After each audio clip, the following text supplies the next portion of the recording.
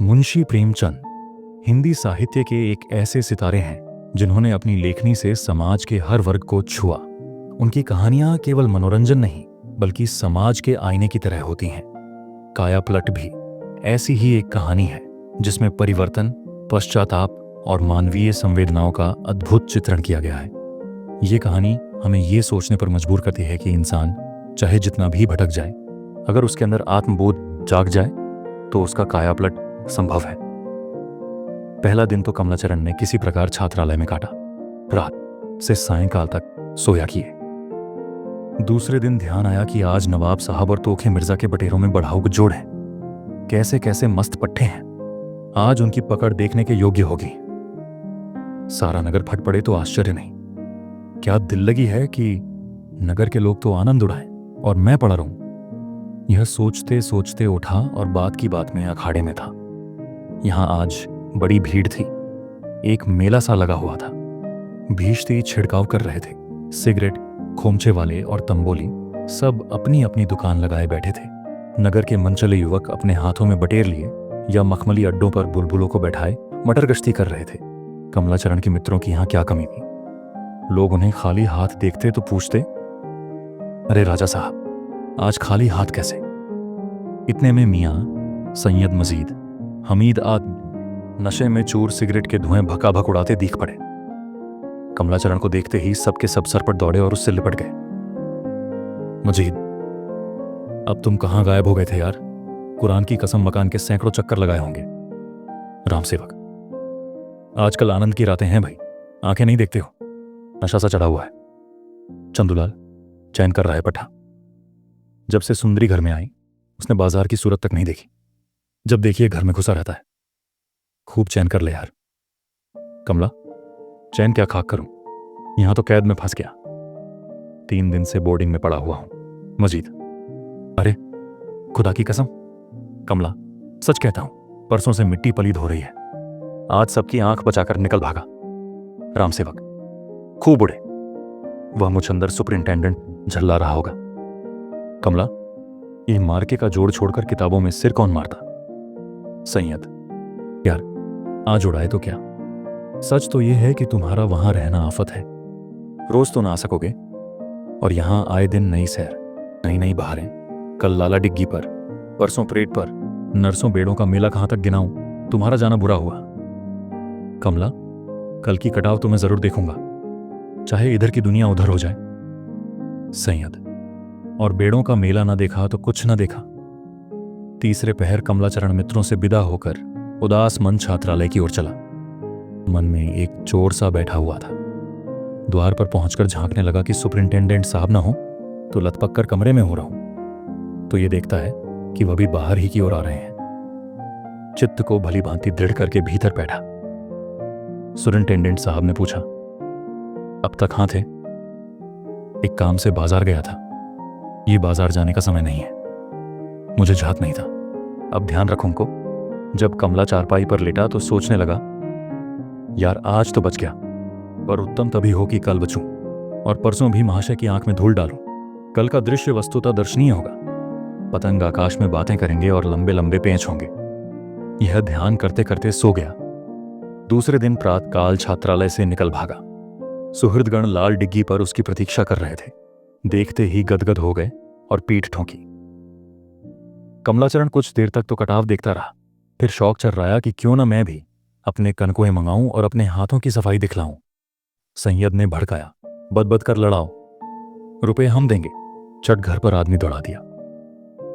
पूरा विश्वास था कि अपने मांझे से सबको परास्त कर दूंगा, परंतु जब आदमी घर से खाली हाथ आया तब तो उसकी देह में आग सी लग गई। हंटर लेकर दौड़ा और घर पहुंचते ही कहारों को एक ओर से सटर सटर पीटना आरंभ किया। बेचारे बैठे हुक्का तमाकू कर रहे थे। निरपराध अचानक हंटर पड़े तो चिल्ला चिल्ला कर रोने लगे। सारे मोहल्ले में एक कोलाहल मच गया। किसी को समझ ही में ना आया कि हमारा क्या दोष है। वहां कहारों का भली भांति सत्कार करके कमलाचरण अपने कमरे में पहुंचा, परंतु वहां की दुर्दशा देखकर क्रोध और भी प्रज्वलित हो गया। पतंग फटे हुए थे, चरखियां टूटी हुई थीं, मांझे लच्छियां उलझ पड़ी थीं, मानो किसी आपत्ति ने इन यवन योद्धाओं का सत्यानाश कर दिया था। समझ गया कि अवश्य यह माता जी की करतूत है। क्रोध से लाल माता के पास गया और उच्च स्वर से बोला, क्या मां, तुम सचमुच मेरे प्राण ही लेने पर आ गई हो? 3 दिन हुए कारागार में भिजवाया, पर इतने पर भी चित्त को संतोष न हुआ। मेरे विनोद की सामग्रियों को नष्ट कर डाला क्यों? प्रेमवती, विस्मय से, मैंने तुम्हारी कोई चीज नहीं छुई। क्या हुआ? कमला, पिघलकर, झूठों के मुख में कीड़े पड़ते हैं। तुमने मेरी वस्तुएं नहीं छुई तो किसको साहस है जो मेरे कमरे में जाकर मेरे कनकों और चरखियां सब तोड़ फोड़ डाले? क्या इतना भी नहीं देखा जाता? प्रेमवती, ईश्वर साक्षी है, मैंने तुम्हारे कमरे में पांव भी नहीं रखा। चलो देखूं कौन कौन चीजें टूटी हैं। यह कहकर प्रेमवती तो इस कमरे की ओर चली और कमला क्रोध से भरा आंगन में खड़ा रहा कि इतने में माधवी विरजन के कमरे से निकली और उसके हाथ में एक चिट्ठी देकर चली गई। लिखा हुआ था, अपराध मैंने किया है, अपराधीन मैं हूं, जो दंड चाहे दीजिए। यह पत्र देखते ही कमला भीगी बिल्ली बन गया और दबे पांव बैठक की ओर चला। प्रेमवती पर्दे की आड़ से सिसकते हुए नौकरों को डांट रही थी। कमलाचरण ने उसे मना किया और उसी क्षण कुछ और कनकोए जो बचे हुए थे स्वयं फाड़ डाले, चरखियां टुकड़े टुकड़े कर डाली और डोर में दियासलाई लगा दी। माता के ध्यान ही में नहीं आता था कि क्या बात है, कहां तो अभी अभी इन्हीं वस्तुओं के लिए संसार सिर पर उठा लिया था और कहां आप ही उसका शत्रु हो गया। समझी, शायद क्रोध से ऐसा कर रहा हूं, मानाने लगी, पर कमला की आकृति से क्रोध तनिक भी प्रकट ना होता था। स्थिरता से बोला, क्रोध में नहीं हूं, आज से दृढ़ प्रतिज्ञा करता हूं कि पतंग कभी ना उड़ाऊंगा। मेरी मूर्खता थी, इन वस्तुओं के लिए आपसे झगड़ बैठा। जब कमलाचरण कमरे में अकेला रह गया तो सोचने लगा, निस्संदेह मेरा पतंग उड़ाना उन्हें नापसंद है, इससे हार्दिक घृणा है, नहीं तो मुझ पर यह अत्याचार कदापि न करती। यदि एक बार उनसे भेंट हो जाती तो पूछता कि तुम्हारी क्या इच्छा है, पर कैसे मुंह दिखाऊं? एक तो महामूर्ष, तिस पर कई बार अपनी मूर्खता का परिचय दे चुका। सेंध वाली घटना की सूचना उन्हें अवश्य मिली होगी, उन्हें मुख दिखाने के योग्य नहीं रहा। अब तो यही उपाय है कि न तो उनका मुख देखूं, न अपना दिखाऊं, या किसी प्रकार कुछ विद्या सीखूं। हाय, इस सुंदरी ने कैसा स्वरूप पाया है, स्त्री नीह अप्सरा जान पड़ती है। क्या अभी वह दिन भी होगा जबकि वह मुझसे प्रेम करेगी? क्या लाल लाल रसीले अधर है, पर है कठोर हृदय। दया तो उसे छू नहीं गई, कहती है जो दंड दूं, यदि पा जाऊं हृदय से लगा लूं। अच्छा, तो अब आज से पढ़ना चाहिए। यह सोचते सोचते उठा और दरबा खोलकर कबूतरों का उड़ाने लगा। सैकड़ों जोड़े थे और एक से एक बढ़ चढ़कर आकाश में तारे बन जाएं, डे तो दिन भर उतरने का नाम न लें। जगर कबूतरबाज एक एक जोड़ पर गुलामी करने को तैयार थे, परंतु क्षण मात्र में सबके सब उड़ा दिया। जब दरबा खाली हो गया तो कहारों को आज्ञा दी कि इसे उठा ले जाओ और आग में जला दो, छत्ता भी गिरा दो, नहीं तो सब कबूतर जाकर उसकी पर बैठेंगे। कबूतरों का काम समाप्त करके बटेरों और बुलबुलों की ओर चले और उनकी भी कारागार से मुक्त कर दिया। बाहर तो यह चरित्र हो रहा था, भीतर प्रेमवती छाती पीट रही थी कि लका न जाने क्या करने तर तत्पर हुआ है। विरजन को बुलाकर कहा, बेटी, बच्चे को किसी प्रकार रोको, न जाने उसने मन में क्या ठानी है। यह कह रोने लगी। विरजन को भी संदेह हो रहा था कि अवश्य इनकी कुछ और नीत है, नहीं तो यह क्रोध क्यों। यद्यपि कमला दुर्व्यसनी था, दुराचारी था, कुचरित्र था, परंतु इन सब दोषों के होते हुए भी उसमें एक बड़ा गुण भी था जिसका कोई स्त्री अवहेलना नहीं कर सकती। उसे वृजरानी से स्वविप्रीति थी और इसका गुप्त रीति से कई बार परिचय भी मिल गया था। यही कारण था जिसे इन विरजन को इतना गर्वशील बना दिया था। उसने कागज निकाला और यह पत्र बाहर भेजा। प्रियत, ये कोप किस पर है? केवल इसीलिए कि मैंने 2-3 कनकोए फाड़े डाले? यदि मुझे झांत होता कि आप इतनी सी बात पर ऐसे क्रुद्ध हो जाएंगे तो कदापि उन पर हाथ न लगाती, पर अब तो अपराध हो गया। क्षमा कीजिए, यह पहला कसूर है आपकी वृजरानी।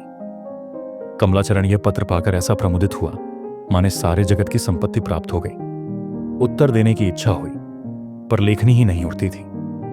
न प्रशस्ति मिलती है, न प्रतिष्ठा, न आरंभ का विचार आता, न समाप्ति का। बहुत चाहते हैं कि भावपूर्ण लहलहाता हुआ पत्र लिखूं, पर बुद्धि तनिक भी नहीं दौड़ती। आज प्रथम बार कमलाचरण को अपनी मूर्खता और निरक्षरता पर रोना आया। शोक, मैं एक सीधा सा पत्र भी नहीं लिख सकता। इस विचार से वह रोने लगा और घर के द्वार सब बंद कर लिए कि कोई देख ना ले। तीसरे पहर जब मुंशी श्यामाचरण घर आए तो सबसे पहली वस्तु जो उनकी दृष्टि में पड़ी वह आग का अलावा था। विस्मित होकर नौकरों से पूछा, यह अलाव कैसा? नौकरों ने उत्तर दिया, सरकार, दरबार जल रहा है। मुंशी जी, घुड़क कर इसे क्यों जलाते हो? अब कबूर कहां रहेंगे? कहार छोटे बाबू की आज्ञा है कि सब दरबे जला दो। मुंशी जी, कबूतर कहां गए? कहार सब उड़ा दिए, एक भी नहीं रखा। कनकों सब फाड़ डाले, डोर जला दी, बड़ा नुकसान किया। कहरों ने अपनी समझ में मारपीट का भोला लिया। बेचारे समझे कि मुंशी जी इस नुकासन के लिए कमलाचरण को बुरा भला कहेंगे, परंतु मुंशी जी ने यह समाचार सुना तो भय चक्के से रह गए। उन्हीं जानवरों पर कमलाचरण प्राण देता था, आज अकस्मात क्या कायापलट हो गई। अवश्य कुछ भेद है। कहार से कहा, बच्चे को भेज दो। 1 मिनट में कहार ने आकर कहा, हुजूर, दरवाजा भीतर से बंद है। बहुत खटखटाया, बोलते ही नहीं। इतना सुनना था कि मुंशी जी का रुधिर शुष्क हो गया। झट संदेह हुआ कि बच्चे ने विष खा लिया। आज एक जहर खिलाने के मुकदमे का फैसला किया था। नंगे पांव दौड़े और बंद कमरे के किवाड़ पर बजपूर्वक लात मारी और कहा, बच्चा, बच्चा। ये कहते कहते गला रूंध गया। कमलाचरण पिता की वाणी पहचान कर झट उठा और अपने आंसुओं पोंछ कर किवाड़ खोल दिया। परंतु उसे कितना आश्चर्य हुआ जब मुंशी जी ने धिक्कार फटकार के बदले उसे हृदय से लगा लिया और व्याकुल होकर पूछा, बच्चा, तुम्हें मेरे सिर की कसम, बता दो तुमने कुछ खा तो नहीं लिया? कमलाचरण ने इस प्रश्न का अर्थ समझने के लिए मुंशी जी की ओर आंखें उठाई तो उनमें जल भरा था। मुंशी जी को पूरा विश्वास हो गया कि अवश्य विपत्ति का सामना हुआ। एक कहार से कहा, डॉक्टर साहब को बुला ला। कहना, अभी चलिए। अब जाकर दुर्बुद्धि कमलाचरण ने पिता की इस घबराहट का अर्थ समझा। दौड़कर उनसे लिपट गया और बोला, आपको भ्रम हुआ है। आपके सिर की कसम, मैं बहुत अच्छी तरह हूं। परंतु डिप्टी साहब की बुद्धि स्थिर न थी, समझे। यह मुझे रोककर विलंब करना चाहता है। विनीत भाव से बोले, बच्चा, ईश्वर के लिए मुझे छोड़ दो। मैं संदूक से एक औषधि ले आऊं। मैं क्या जानता था कि तुम इस नियत से छात्रालय में जा रहे हो। कमलाचरण, ईश्वर साक्षी से कहता हूं, मैं बिल्कुल अच्छा हूं। मैं ऐसा लज्जावान होता तो इतना मूर्ख क्यों बना रहता। आप व्यर्थ ही डॉक्टर साहब को बुला रहे हैं। मुंशी जी कुछ विश्वास करके तो किवाड़ बंद कर क्या करते थे? कमलाचरण, भीतर से एक पत्र आया था, उत्तर लिख रहा था। मुंशी जी, और यह कबूतर वगैरह क्यों उड़ा दिए? कमला, इसीलिए कि निश्चिंतापूर्वक पढ़ूं। इन्हीं बखेड़ों में समय नष्ट होता था। आज मैंने इनका अंत कर दिया। अब्बा, आप देखेंगे कि मैं पढ़ने में कैसा जी लगाता हूं। अब जाके डिप्टी साहब की बुद्धि ठिकाने आई।